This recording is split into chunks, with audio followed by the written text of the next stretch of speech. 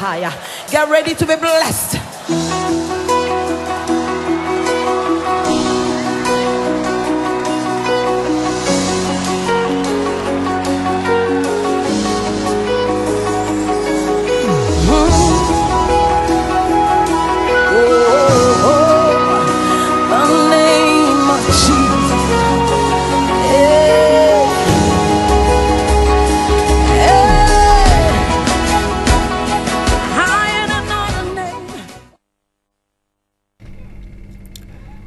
Bonjour très cher peuple de Dieu, ce matin nous sommes encore présents pour vous servir, mon très cher frère Brave, évangéliste Brave et moi, évangéliste Justin.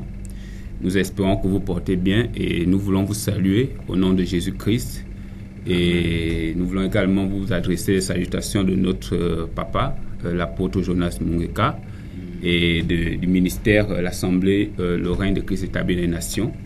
Alors, comme vous pouvez le constater, l'homme de Dieu aujourd'hui n'est pas avec nous. Il est en mission pour l'évangile. Il a dû voyager pour le besoin de l'œuvre de Dieu. Et il sera très certainement avec nous, nous pensons, dans les jours qui arrivent. Donc, j'aimerais, avant de commencer dans la prière, inviter le peuple de Dieu, vous qui nous suivez chez vous, dans votre maison, vous qui êtes à l'hôpital, vous qui êtes en prison, à appeler, à rassembler toute la famille. S'il y a des gens qui sont à la cuisine, à la douche, à la chambre, appelez-les. Dites-leur de venir écouter l'évangile, la bonne nouvelle. Si vous êtes en prison, dites à votre co-détenu de venir écouter la bonne nouvelle. Si vous êtes à l'hôpital, demandez à ceux qui sont autour de vous de venir écouter la bonne nouvelle. Je crois que si vous nous suivez, c'est parce que vous pensez que cette émission vous bénit. Et si cette émission vous bénit, nous croyons que la meilleure chose que vous pouvez faire aux alentours de vous, c'est d'apporter aussi cette bénédiction autour de vous. Donc, avant de continuer, nous allons simplement nous incliner et prier, demander au Saint-Esprit de nous conduire pendant toute cette émission. Saint-Esprit, nous te présentons cette heure de temps du règne. Seigneur, nous croyons que cette émission, ce jour, tu vas Seigneur, tu connais le besoin de ton peuple. Tu sais ce qu'il a vraiment besoin. Nous ne le connaissons pas. C'est pourquoi, Père, tu peux nous utiliser comme des instruments de bénédiction. Et nous croyons que quel que soit le cas, quelle que soit la personne, quel que soit l'endroit où ton peuple se trouve, Saint-Esprit, nous croyons que ta grâce, ta bénédiction et ta faveur leur seront accordées. Nous prions, Père, que leur cœur soit disposé et que tout esprit de trouble, de manifestation diabolique, Seigneur, s'arrête à partir de maintenant. Père, nous te recommandons cet instant. Père, sois le Dieu, sois le maître de ces moments au nom puissant de Jésus. Amen. Donc, nous continuons toujours dans notre thème, savoir que nous sommes en Christ. C'est un thème très important que nous développons depuis bientôt un mois avec l'homme de Dieu, l'apôtre Jonas. Donc, il nous a recommandé, avec l'assistance du Saint-Esprit, de continuer dans cette vision. Et ce matin, nous allons étudier ensemble une partie de ce que nous sommes en Christ. Parce que la Bible nous dit dans le livre de 1 Jean 4, 1 Jean chapitre 4, verset 17, que tel il est, c'est-à-dire tel Jésus est, tel nous sommes en Jésus-Christ. Donc, si vous voulez savoir qui vous êtes, vous avez besoin de savoir qui est Jésus. Vous ne pouvez pas vous définir vous-même. Vous ne pouvez pas vous définir par votre histoire. Vous ne pouvez pas vous définir par votre parcours professionnel. Certainement, un étudiant dira que j'ai été créé pour être un grand étudiant, pour faire des grandes études. Un chef d'entreprise dira que moi j'ai été créé pour créer des emplois, pour faire des entreprises. Une mère de famille dira que j'ai été créé pour faire des enfants. Un pauvre peut-être qui n'a rien, il dira peut-être j'ai été créé pour suivre les autres. Mais c'est pas vrai. Vous ne pouvez pas vous définir parce que vous vous êtes pas créé. C'est pas vous qui êtes à l'auteur de ce que vous êtes. Si vous êtes sur terre, c'est parce que quelqu'un vous a créé et vous a mis sur la terre. Et si vous voulez savoir qui vous êtes, vous avez besoin de savoir qui il est. Vous ne pouvez pas vous définir parce que vous ne vous êtes pas créé. Et aujourd'hui, nous allons essayer d'étudier, de savoir qui nous sommes en Jésus-Christ. Lorsque nous lisons un peu le Nouveau Testament, nous allons remarquer que la Bible nous parle près de 143 fois dans le Nouveau Testament. Il est mentionné le terme de royaume. Ça veut dire que Jésus-Christ est venu pour un but. Et son but, c'est de venir apporter le royaume céleste auprès des hommes. Et c'est ça, principalement, l'activité, la mission que Jésus est venu apporter sur la terre. Nous pouvons prier, nous pouvons jeûner, nous pouvons faire tout ce que nous voulons pour Dieu. Nous pouvons appartenir à la religion catholique, nous pouvons appartenir à la religion protestante, éveillée. Mais le but de Jésus sur la terre, c'est de venir établir le royaume de son Père sur la terre, sur les hommes. Et c'est pourquoi Jésus-Christ est venu. Près de 143 fois dans la Bible, on nous parle de royaume. On nous parle de royaume. Donc, vous appartenez à un royaume. Et si vous voulez savoir qui vous êtes, ce que vous êtes venu faire sur la terre, vous avez besoin de savoir qui est Christ.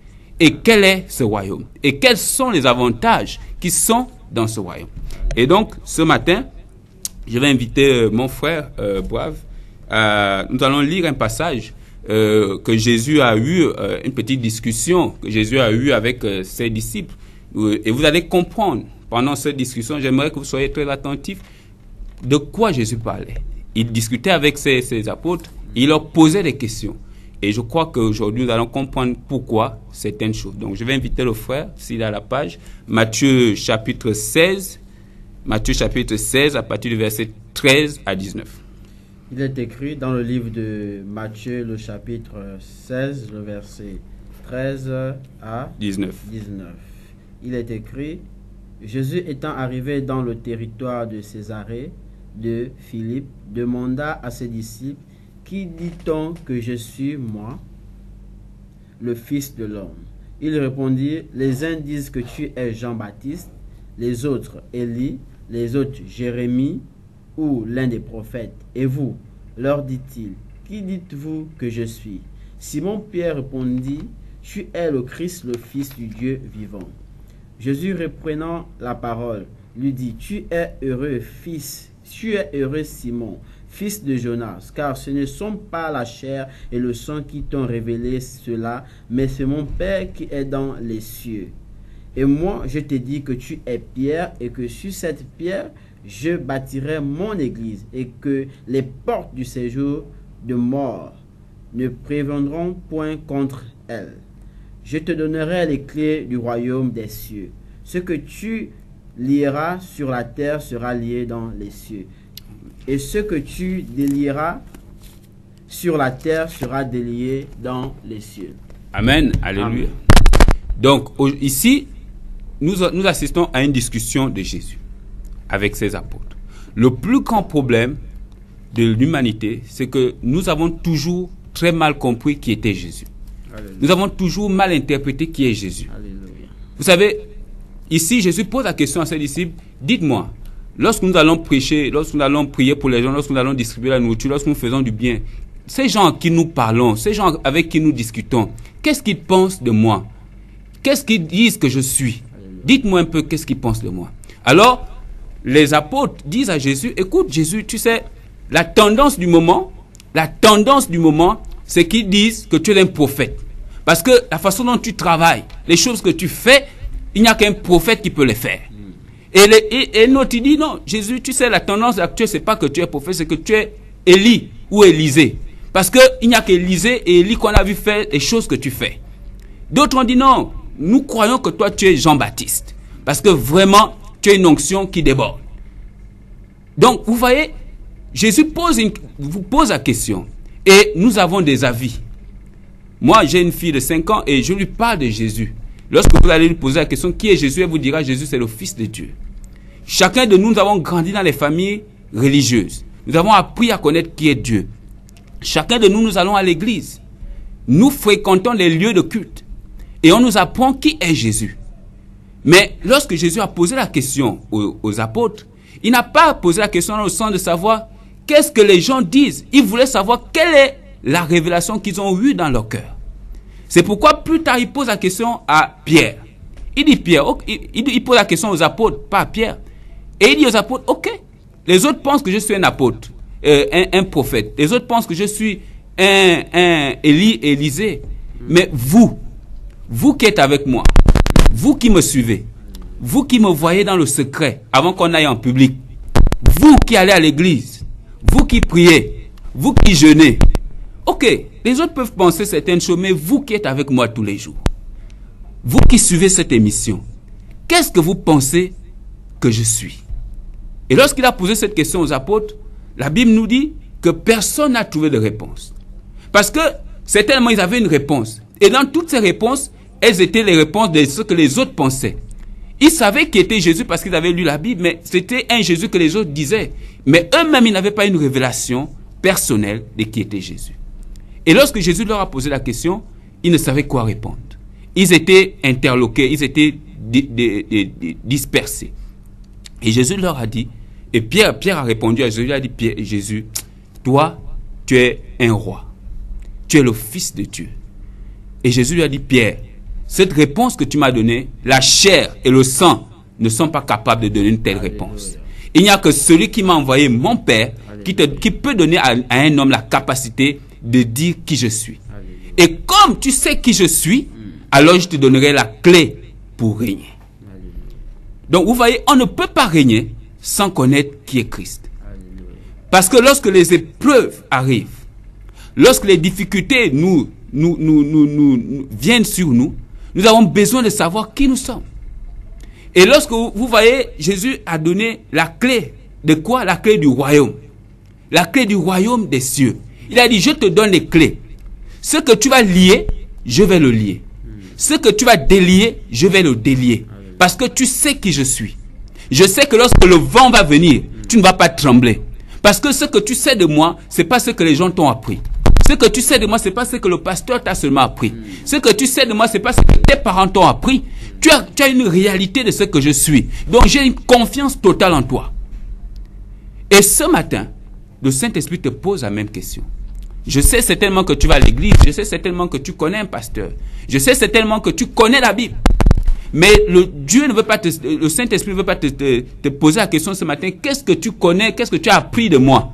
Non, ce n'est pas cette question qu'on veut il veut te poser. Jésus nous pose la question ce matin. Qu'est-ce qui t'a été révélé de ma personne? Parce que pour savoir qui est Christ, il n'y a que le Saint-Esprit qui peut nous révéler qui il est. Et si tu veux savoir pourquoi tu es venu sur la terre, tu as besoin de savoir qui il est. Et la Bible nous dit ici que Jésus et Christ est venu établir un royaume. Amen. Mais le grand problème des chrétiens, c'est que avant d'appartenir à Christ, nous avons appartenu à un royaume. Parce que la Bible déclare qu'il n'y a que deux camps. Soit c'est Dieu, soit c'est le diable. Et le royaume du diable est semblable à tous les royaumes terrestres. Vous voyez, lorsque un royaume vient, il vient établir sa loi dans un pays. Et lorsqu'il vient établir sa loi dans un pays, tous ceux qui sont dans ce pays sont ce qu'ils appellent des subalternes. C'est-à-dire c'est des sujets. C'est des sujets, c'est-à-dire un sujet, c'est une personne qui a peu de valeur. On lui accorde peu de valeur. Lorsque nous faisons un peu l'histoire, nous voyons que pendant la traite négrière, même pendant l'esclavage, il y avait des rois et ils avaient des sujets. Et ces sujets ne leur accordaient aucune importance. Pour qu'ils mangent, pour qu'ils dorment, quel que soit ce qu'ils devaient faire, ils devaient avoir l'autorisation du roi. Et lorsque le royaume du diable est semblable à ce royaume des hommes, c'est-à-dire tous ceux qui sont dans le royaume du diable, tous ceux qui sont à la dépendance du diable sont des sujets. C'est pourquoi dans certaines sectes, dans certains lieux ésotériques, on va vous dire que pour que vous ayez un emploi, pour que vous ayez une nomination, vous devez aller avec un homme. Vous devez aller vous laver sous un échangeur tout nu. Vous devez faire des choses abominables. Parce que Satan ne vous respecte pas. Parce que vous êtes des sous-hommes. Il va vous dire, pour avoir un enfant, vous devez aller chez un tradipraticien, un charlatan, et vous allez boire des mixtures qui ne sont pas agréables. Parce qu'il ne vous respecte pas. Vous êtes pour lui des sous-hommes. Et il veut vous humilier. Il veut vous humilier le plus possible. Parce que vous êtes des rois qui ont donné leur royauté à un petit roi, c'est-à-dire Satan. Vous êtes le roi que Dieu établit, mais vous ne connaissez pas quelle est votre position. Et vous avez troqué cette position en leur donnant à Satan. Et Satan va vous humilier le plus possible. Mais Jésus-Christ nous parle d'un royaume. Et nous allons, si mon frère le permet, lire dans Apocalypse 17, 14, chapitre 17, verset 14. De quel royaume il s'agit? Et quelle est la particularité du royaume céleste? Vous savez, le royaume céleste, c'est pas comme le royaume de Satan. Dans le royaume de Satan, nous avons vu qu'il y a des subalternes, il y a des sous-hommes que Satan ne respecte pas. C'est pourquoi il les humilie. Mais le royaume de Dieu est totalement différent. La Bible déclare que Jésus-Christ est le roi. Mais Jésus-Christ ne nous appelle pas des subalternes. Il ne nous appelle pas des sous-hommes. Et si vous voulez savoir comment il nous appelle, je vais vous inviter à lire ce passage. Il nous appelle d'un nom qui est glorieux. Un nom qui est magnifique. Et donc, je vais inviter le frère à lire juste Apocalypse chapitre 17, verset 14. Il est écrit dans le livre d'Apocalypse, le chapitre 17, le verset 14.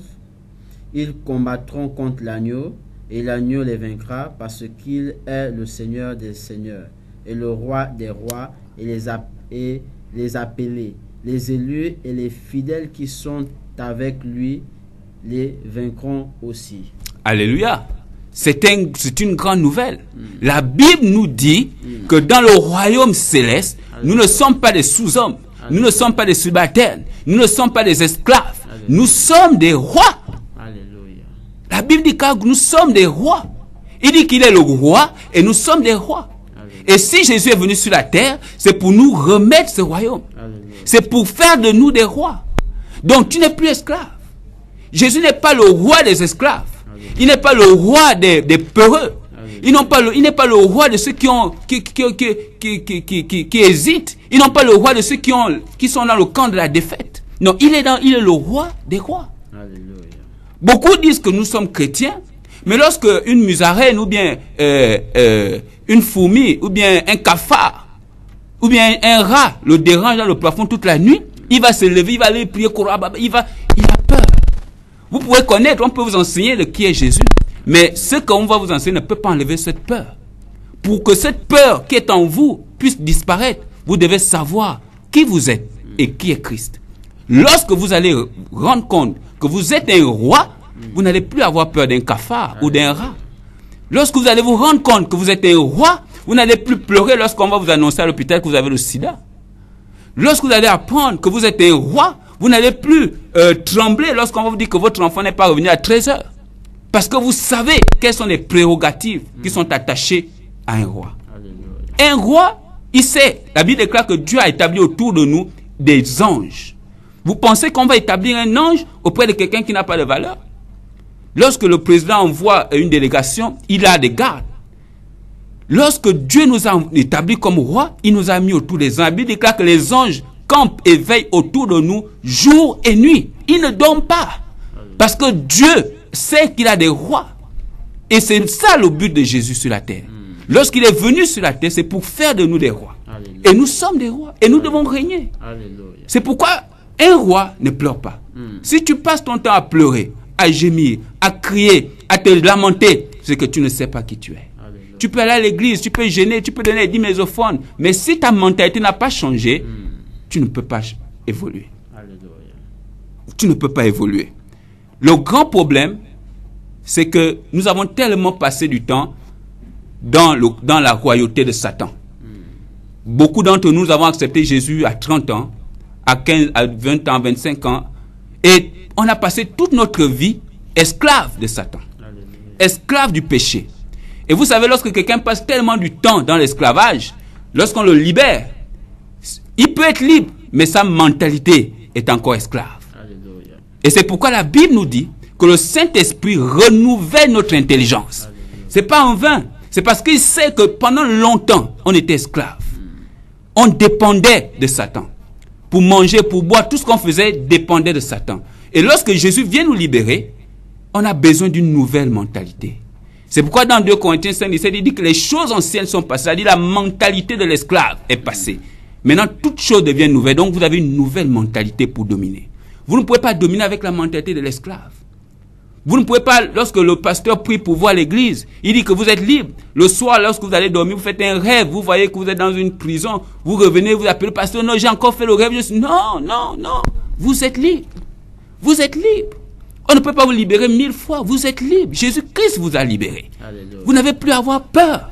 Lorsque vous avez une situation que vous ne comprenez pas, vous dites à la situation, écoute, moi je suis le roi, toi tu pars.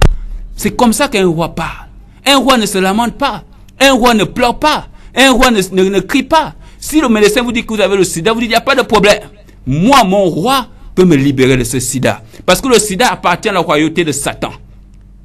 La prison la peur, la mendicité, la pauvreté appartiennent à la royauté de Satan. Alléluia. Et lorsque nous sommes dans la royauté de Christ, nous avons le droit d'ordonner à ces choses de partir. C'est ça que Jésus est venu faire pour vous. Et je vais parler longtemps parce que nous avons des choses à vous présenter. Je vais simplement vous raconter, vous donner cette petite anecdote. Lorsqu'un jour, mon papa il vivait encore parce qu'il est décédé. J'allais au village et lorsque je suis allé en vacances, il m'a dit, fils, viens, nous allons, parce que c'était un agriculteur, il m'a amené dans la plantation. Nous avons pris des graines de cacao et il m'a invité à aller planter. Et c'était plusieurs hectares. Et nous avons planté.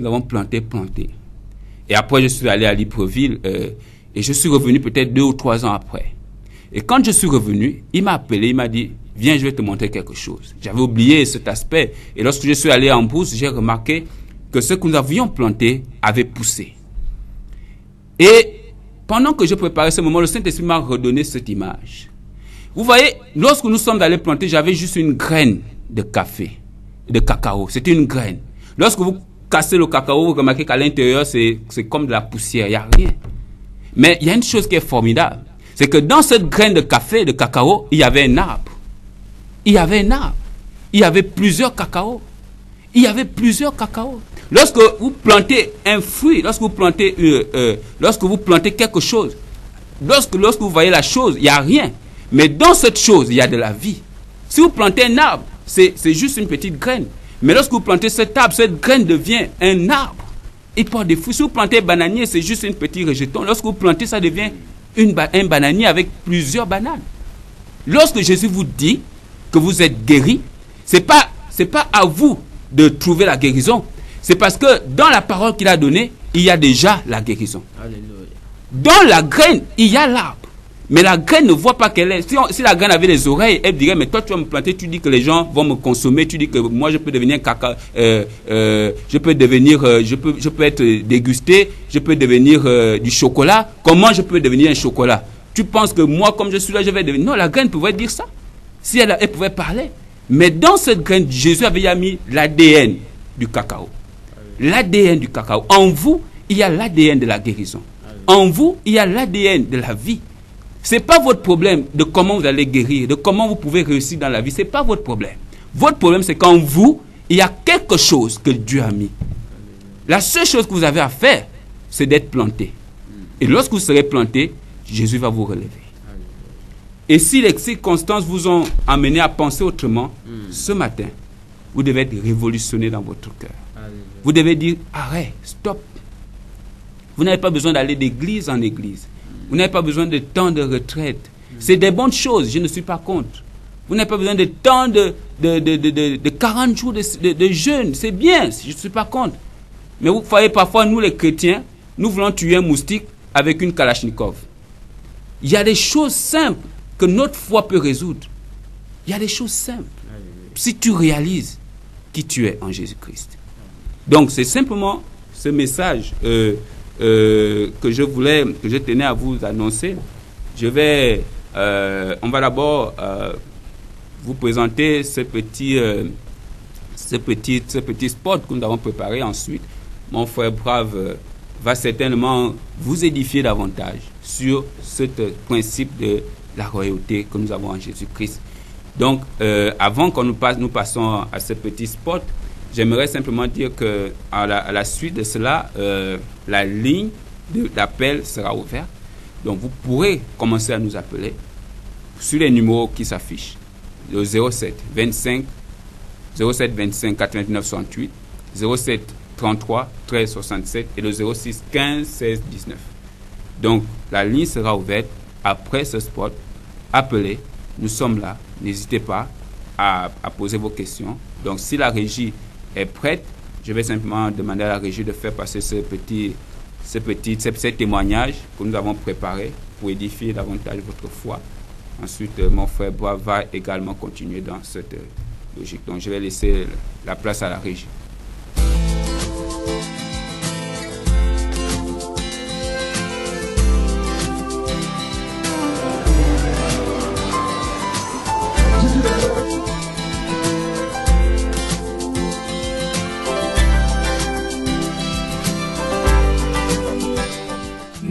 Peuple de Dieu, nous vous invitons à notre culte de producteurs de preuves ce dimanche à partir de 9h. Vous viendrez certainement expérimenter notre ligne de prière avec une onction vraiment particulière. Plusieurs personnes témoignent de ce que le Seigneur a fait pour vous pendant cette ligne de prière.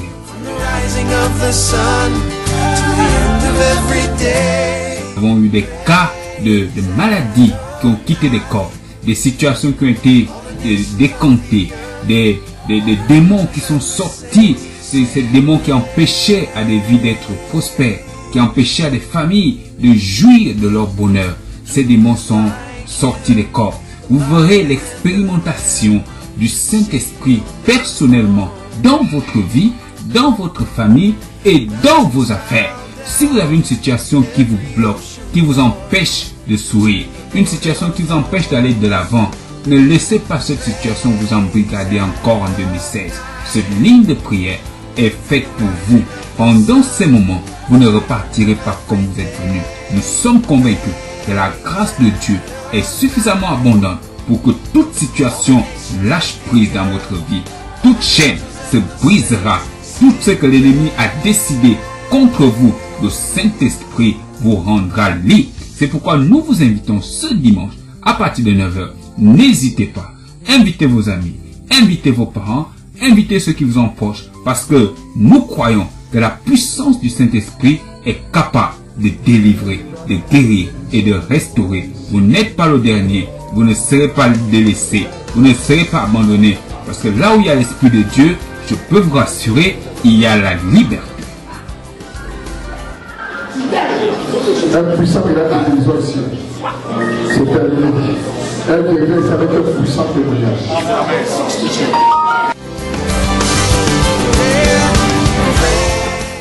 Amen.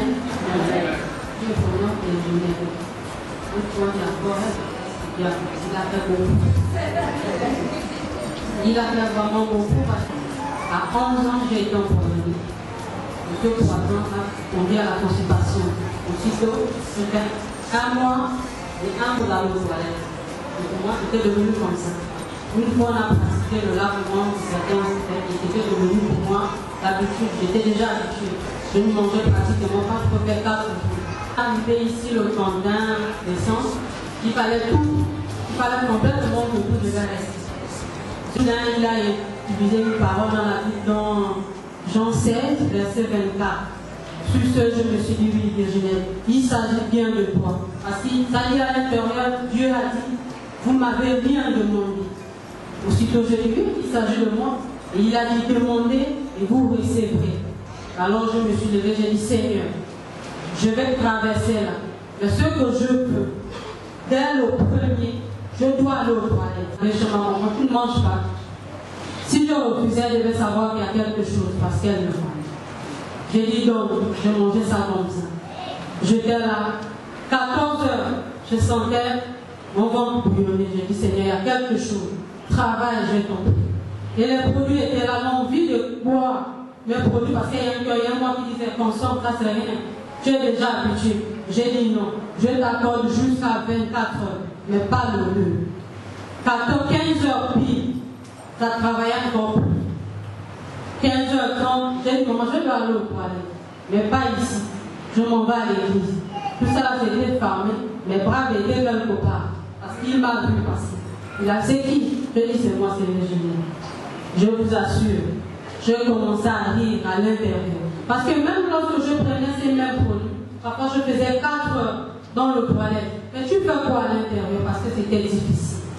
Et là, je juste peut-être, non, pas trop, il n'y avait même pas de minutes. Je suis allée tranquillement, sans problème.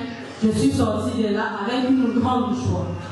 La nuit de la traversée qu'il a percé le 31 décembre et jusqu'au 2 janvier, qu'est-ce que vous pouvez dire par rapport à tout ce qui s'est passé pendant cette nuit de la traversée?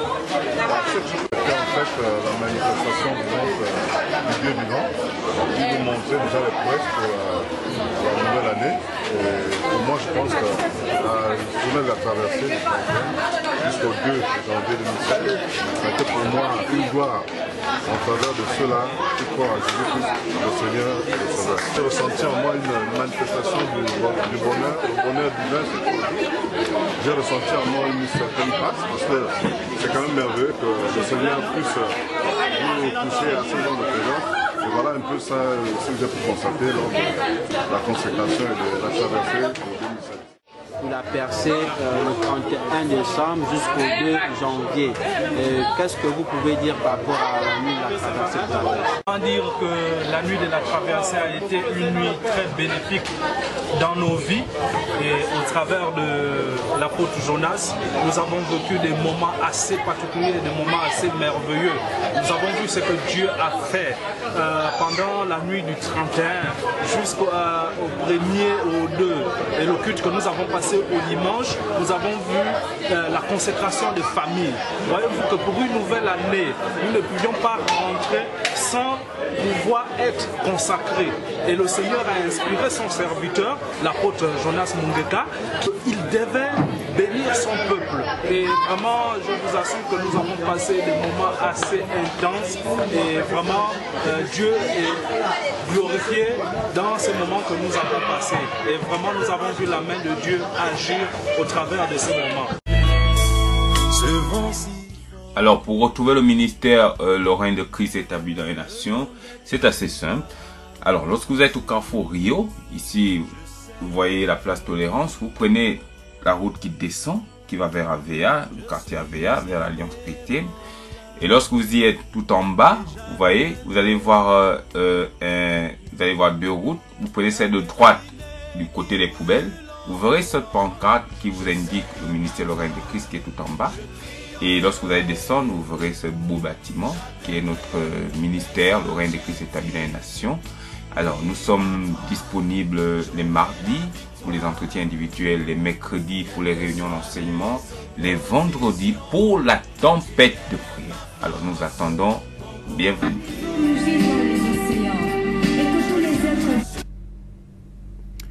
Ok, donc de retour sur le plateau. Donc vous-même, vous avez vu quelques témoignages, ce ne sont pas tous, on n'a pas pu tous sélectionner, de la gloire de Dieu, de l'amour de Dieu auprès de son peuple. Beaucoup de gens ont été bénis. Pour plusieurs ne peuvent pas venir témoigner parce qu'on ne peut pas tout faire passer.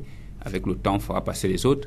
Donc vraiment, c'est des moments merveilleux. Nous vous invitons, vous qui n'avez pas d'église, vous qui n'avez pas d'endroit, vous qui voulez reconstruire votre vie, nous vous invitons au ministère, le règne de Christ établi dans les nations. Parce que nous croyons que dans cet endroit, vous pouvez trouver la raison pour laquelle Dieu vous a amené sur terre et grandir avec Christ. Donc demain, à partir de 9h, vous pouvez venir. Une équipe est là pour vous recevoir. Donc je vais laisser le mot à mon frère évangéliste Brave. Il a quelque chose à vous dire, certainement qui va vous édifier. Et je rappelle également que la ligne est ouverte, donc vous pouvez appeler, nous sommes là pour vous recevoir. Donc vous avez les 3 numéros qui s'affichent sur le bas de l'écran. Vous avez le 07 25 89 68, 07 25 89 68. Si ce numéro ne passe pas, vous pouvez appeler au 07 33 13 67, 07 33 13 67. Si ce numéro est occupé, vous avez un autre, le 06 15 16 19. 06 15 16 19. Donc vous avez ces 3 numéros, nous sommes là et avec la grâce de Dieu, nous croyons que vous allez trouver en ces lieux la réponse de vos cœurs. Donc je vais laisser mon frère Brave vous dire quelque chose. Déjà merci mon frère Justin. Nous sommes toujours sur notre concept comment régner dans la vie avec un sous-thème réalisons qui vous êtes en Christ. Amen. Déjà je tiens à remercier le Dieu Tout-Puissant, notre Père Créateur. Amen. Et notre Père dans le ministère aussi, évidemment, l'apôtre Jonas Mungeka, le leader du règne de Christ établi dans les nations, et l'Assemblée des plus que vainqueurs et le corps de Christ. Déjà, lorsque nous parlons ici de réaliser qui nous sommes en Christ, c'est un statut. Amen. Être en Christ, ce n'est pas être malade ou encore être désespéré. Le fait d'être en Christ ne signifie pas être désavantagé. être en Christ est un statut royal. Lorsque nous sommes en Christ, nous bénéficions des privilèges que Christ nous a mandatés. C'est l'une des choses importantes où, lorsque vous acceptez Jésus-Christ comme étant votre Seigneur et votre Sauveur, vous êtes une personne qui entre dans le processus de la nouvelle naissance. Et vous devenez un chrétien né de nouveau. Et c'est pourquoi la Bible déclare dans le livre de 2 Corinthiens, le chapitre 5, le verset 17, que si quelqu'un est en Christ, c'est une nouvelle créature. Les choses anciennes sont passées et voici toutes choses sont devenues nouvelles. Amen. Donc, être en Christ, c'est avoir un nouveau statut. Amen. Et lorsqu'on est en Christ, toutes ces choses anciennes, lorsque on est né du père et de la mère, on a eu une éducation, peut-être qui n'a pas été bonne. Amen. Mais lorsqu'on est en Christ, Dieu nous donne un nouveau statut. Amen. Nous avons des nouvelles choses en Christ. Amen. Nous renaissons de nouveau. Et lorsqu'on est de nouveau, ce n'est pas la chevelure qui va naître de nouveau ou encore la chair. Non, c'est l'esprit qui régénère. C'est l'esprit qui revient à la vie parce que l'esprit était mort. Amen. Depuis Adam et Ève, l'homme a péché dans le domaine qui relève de l'esprit. Donc, lorsqu'on est de nouveau, c'est l'esprit qui régénère, c'est l'esprit qui revient à nouveau. Amen. Donc, lorsqu'on est en Christ, on reçoit un nouveau statut. Amen. On reçoit quelque chose de nouveau qui revient de notre Père Créateur. Lorsqu'on est en Christ, on n'est pas désespéré. Lorsqu'on est en Christ, on n'est pas pauvre, on n'est pas malade. Lorsqu'on est en Christ, on n'est pas des sous-hommes. On n'est pas des esclaves. On est des hommes et des femmes libres. On ne dépend pas premièrement de notre travail. Lorsque vous dépendez premièrement de votre travail, je vais dire, vous êtes esclave de ce travail. On ne dépend pas premièrement du Créateur. Pourquoi? Parce que nous sommes des créatures. Nous dépendons de celui qui nous a créés premièrement et ensuite nous pouvons dépendre de notre père, de notre mère.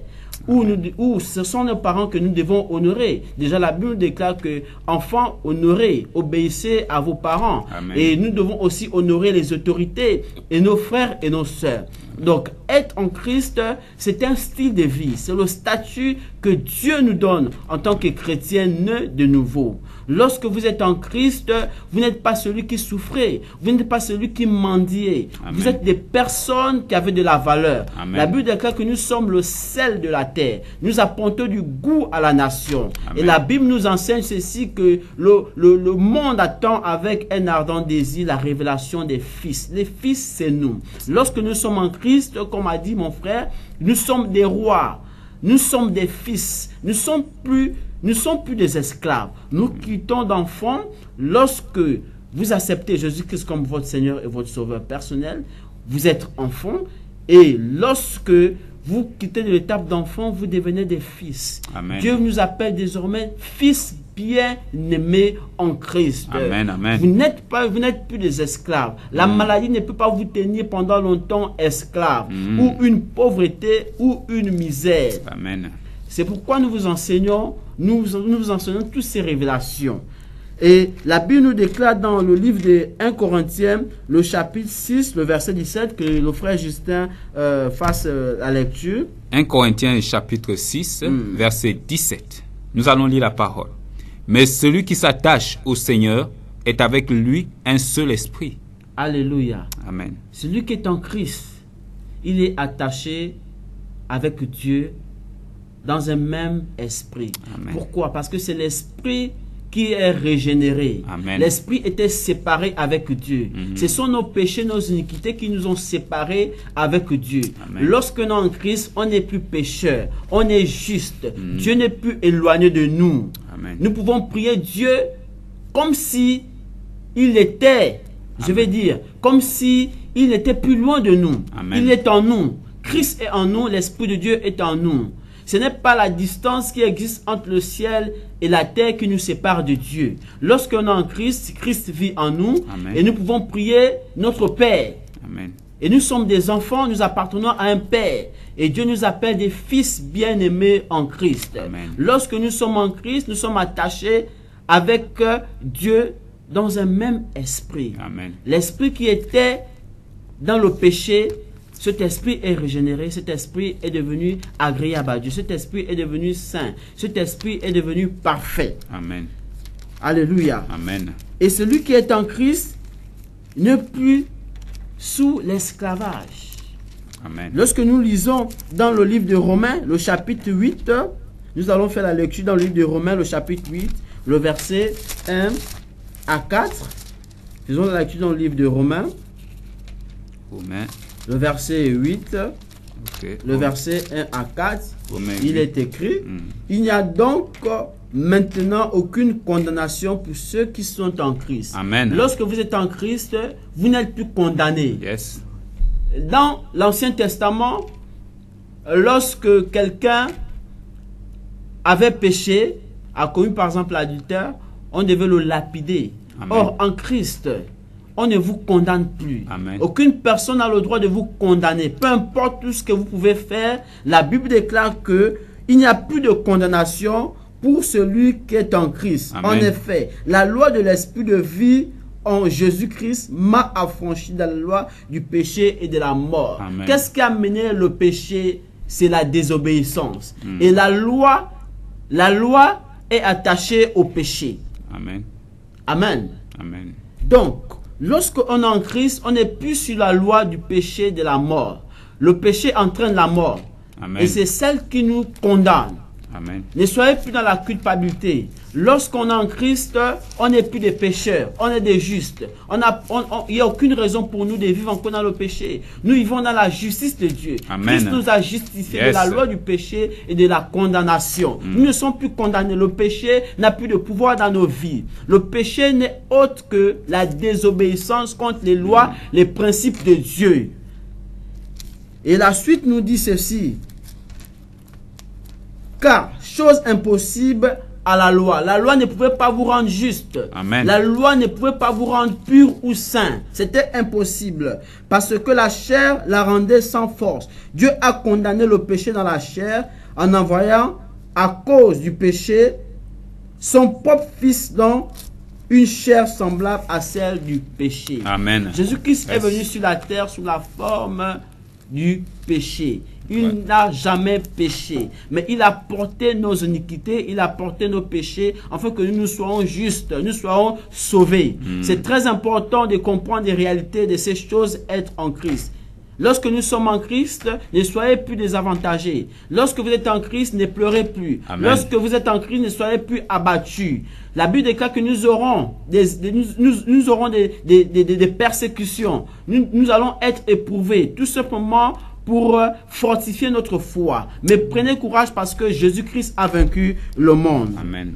Lorsque nous sommes en Christ, Dieu met la loi de l'Esprit de Dieu en nous. Lorsque nous lisons le livre d'Hébreux, le chapitre 8, le verset 10, faisons la lecture dans le livre d'Hébreux, le chapitre 10. Lorsque nous sommes en Christ, Dieu met en nous la loi de son Esprit. Amen. Lisons Hébreux, le chapitre 8, le verset 10. Ok. Hébreux, Hébreux, chapitre 8, verset 10. le verset 10.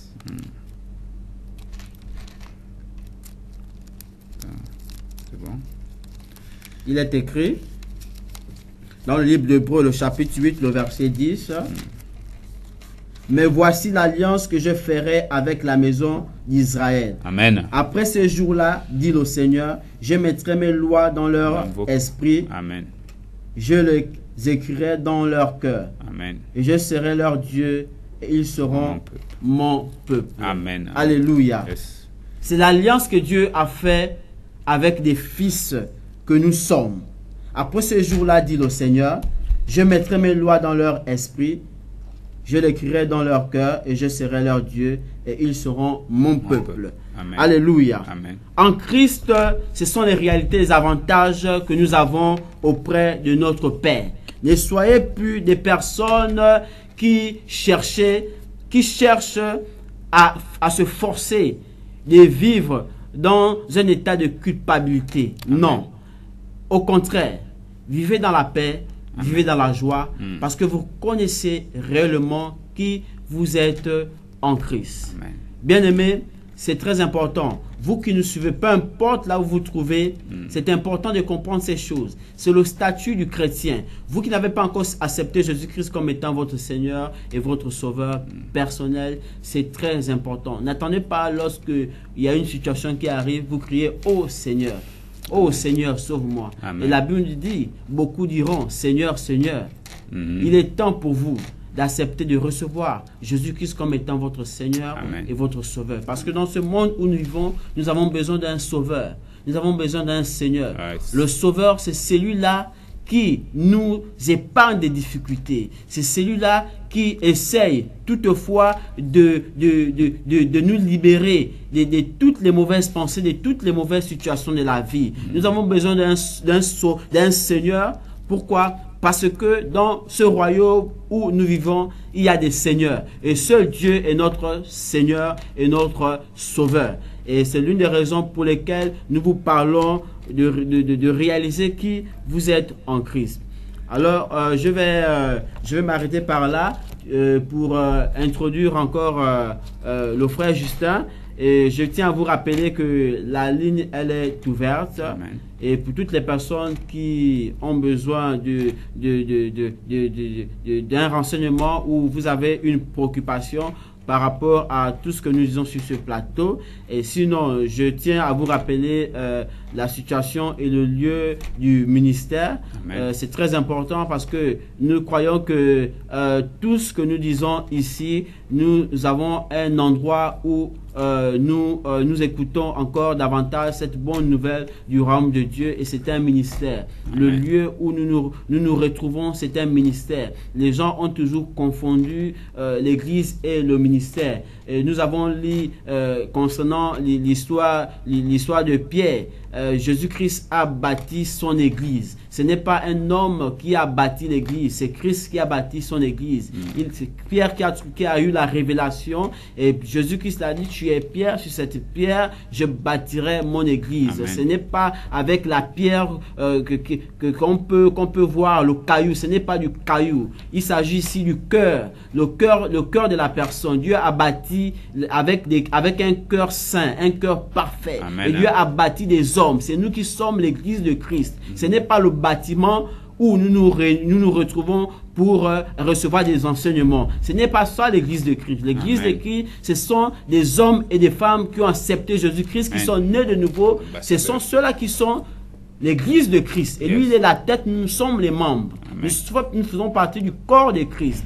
Donc, nous vous présentons le ministère. Pourquoi? Parce que lorsque nous lisons les Écritures, Paul a dit que Dieu a établi premièrement dans l'église. Donc, les 5 ministères que Dieu a établis premièrement dans l'église, c'est les apôtres. En plus, les prophètes, les docteurs, les pasteurs, les évangélistes. Donc, chacun a son ministère, a une mission bien spécifique à accomplir sur la terre. Et nous vous parlons du ministère le règne de Christ parce que c'est un mandat, c'est une mission que nous sommes en train de concrétiser avec le leader du ministère, l'apôtre Jonas Mungeka. Déjà, nous sommes du côté de Franceville et à Port-Gentil. Et là, il est en mission pour le Ghana. Et puis pour l'Australie, nous sommes en train d'établir le règne de Christ parce que c'est un mandat, c'est une mission, et nous voyons à ce que ce mandat s'accomplisse. Et nous sommes sur la mission du règne de Christ, afin d'établir Christ dans non seulement les nations, mais dans la vie de chaque individu. Amen. Alors le règne de Christ n'est pas loin, nous ne sommes pas loin du carrefour Rio, là où se situe la tolérance. Lorsque vous prenez cette voie goudronnée, et à 50 mètres, vous verrez 2 voies pavées. Vous prenez celle qui est à votre droite, là où il y a les bacs ordures. À 50 mètres, vous verrez une pompe publique. La pancarte qui montre la direction du ministère. Cette pancarte, vous verrez, c'est écrit le règne de Christ établi dans les nations. Alors, nous avons un appel. Nous voulons bien recevoir cet appel. Oui, allez-y, monsieur, on vous écoute. Oui, bonjour, pasteur. Bonjour, monsieur.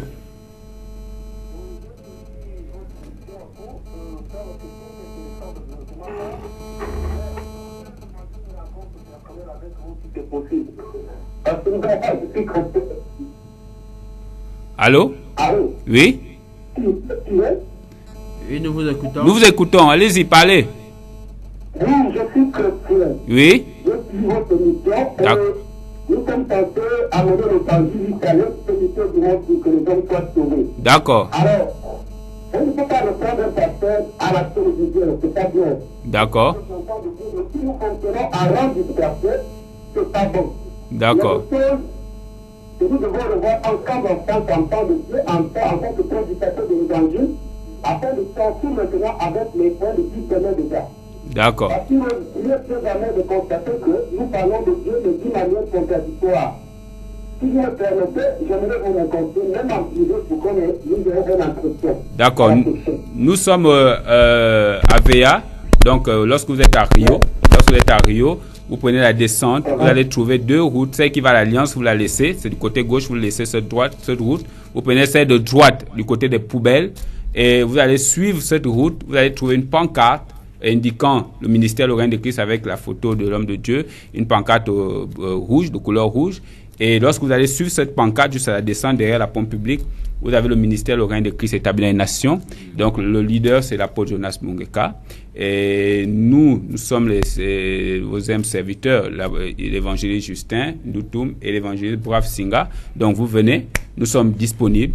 Vous avez nos numéros, vous pouvez nous appeler à ce numéro lorsque vous serez là. Cet après-midi, à partir de 14h30, nous serons au ministère Lorrain de Christ établi dans les nations. Venez, nous serons très contents de vous recevoir et de discuter avec vous parce que nous croyons que si vous nous faites cet honneur de nous appeler, c'est parce que vous avez le désir comme nous également pour que l'évangile soit annoncé et que l'évangile puisse croître. Parce que la Bible déclare que chaque jour, nous apprenons les uns les autres. Donc nous ne sommes pas bloqués à ce niveau, il n'y a pas de souci, nous vous attendons. Donc la ligne est ouverte pour toutes les personnes qui veulent continuer à appeler, le 07 25 89 68, le 07 33 13 67 et le 06 15 16 19.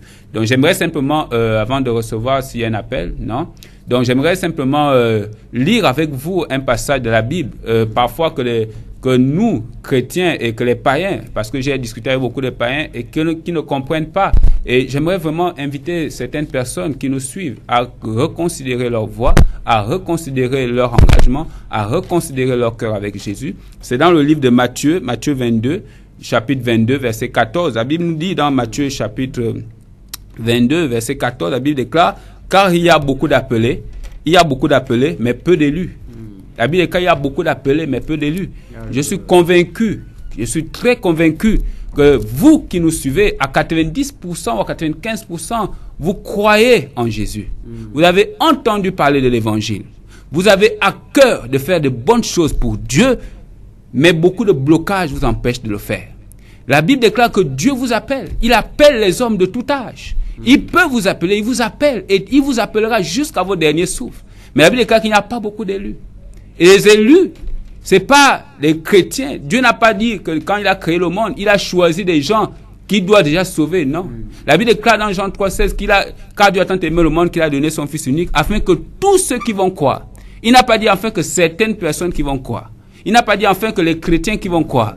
Il n'a pas dit enfin que les évangélistes qui vont croire, bien les catholiques qui vont croire. Non, il a dit afin que tous ceux qui vont croire. Et dans le tout, il y a les païens, il y a les drogués, il y a les infirmes, il y a les prostituées, il y a les prisonniers, il y a les meurtriers, il y a les francs-maçons, il y a tout le monde, il y a les arabes, il y a les juifs, il y a tout le monde.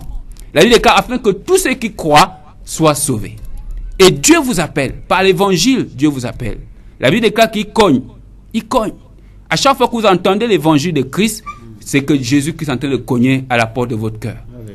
Et lorsqu'une personne cogne, la réaction, c'est d'ouvrir, de recevoir.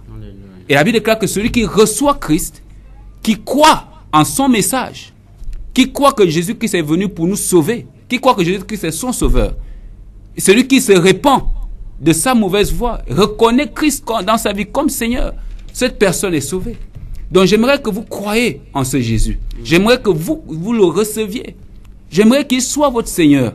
Parce que c'est la seule manière pour vous d'être sauvé. La Bible déclare qu'il y a beaucoup d'appelés. C'est-à-dire que beaucoup de gens entendront l'évangile. Beaucoup de gens entendront le coco de Jésus-Christ. Mais beaucoup ne vont pas le recevoir.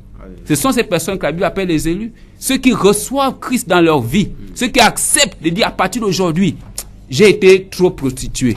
J'ai été trop fumeur de chanvre. J'ai été trop bandit. J'ai été trop un faux chrétien. Aujourd'hui, je suis à l'église, demain, je suis en boîte. Aujourd'hui, j'ai trop fait ces choses. Mais à partir de maintenant, je veux devenir un élu. Je veux devenir quelqu'un qui obéit. Je veux devenir quelqu'un qui accepte la seigneurie de Jésus-Christ. Donc, j'aimerais vous inviter. Vous êtes peut-être en prison, vous êtes allé parce que vous avez fait de mauvaises choses. On vous a emprisonné.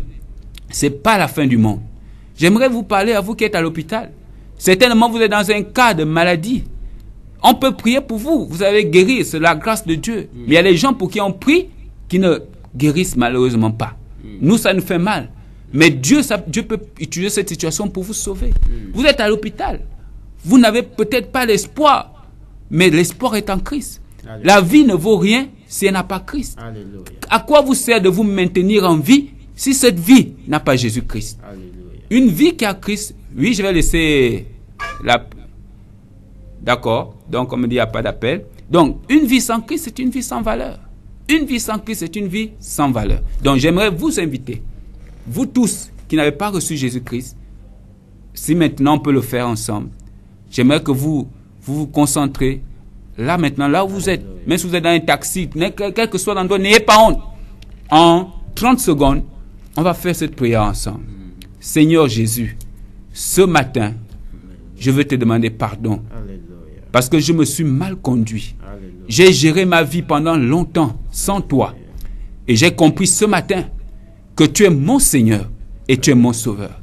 Seigneur, je te prie, viens faire de ma vie une vie d'obéissance. Je te reçois comme Seigneur dans mon cœur. Je vais marcher jusqu'à la fin de mes jours selon ta voie.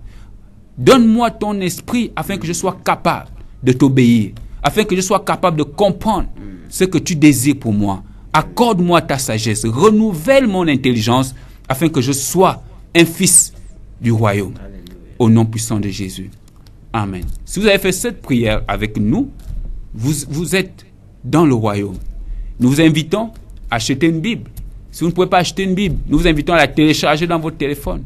Nous vous invitons également à retrouver une assemblée.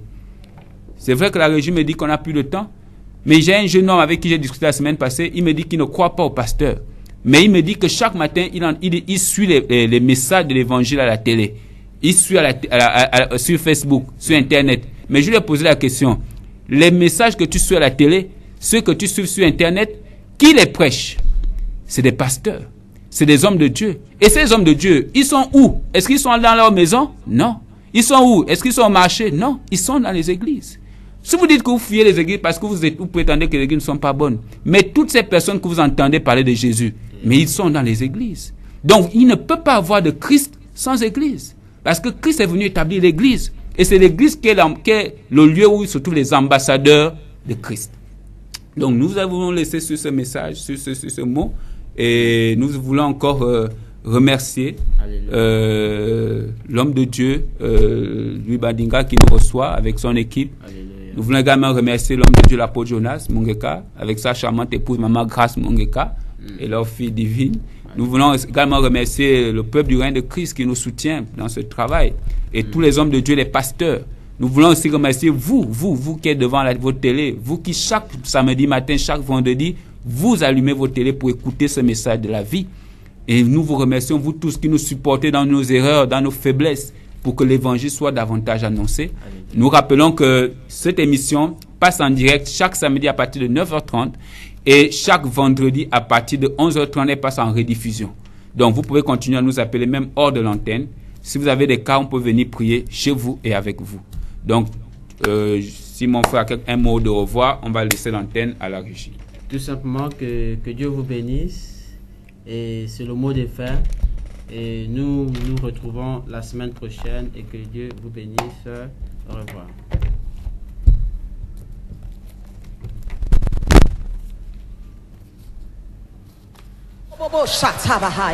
Get ready to be blessed.